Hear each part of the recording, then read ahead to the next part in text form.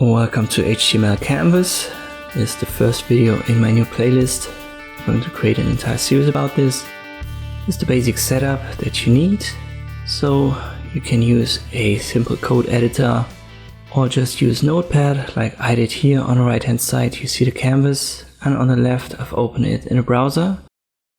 If you don't know how to set up a simple Notepad file so that it shows in the browser, check my channel homepage. I've made a video about that in my HTML playlist.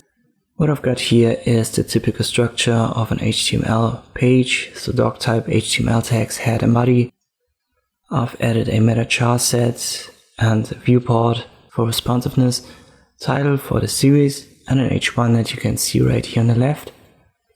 In this first video we're going to check if your browser can actually read Canvas, because there are some browsers that can't. But Canvas in the beginning works like a simple HTML element. So we've got opening and closing tags. Place the text inside. For example, this browser does not support Canvas.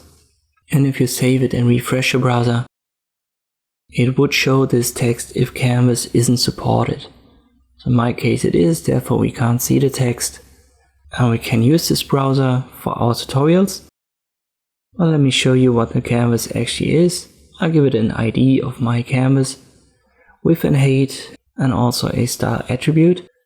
Let me make that maybe like 600 times 500.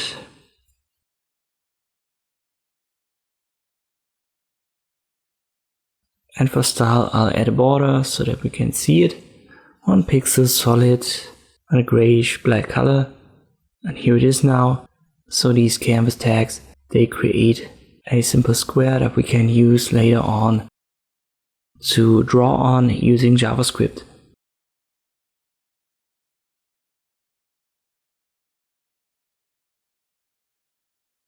Let me keep this to 1 pixel and I get rid of this text. And I'll also change my comment to canvas.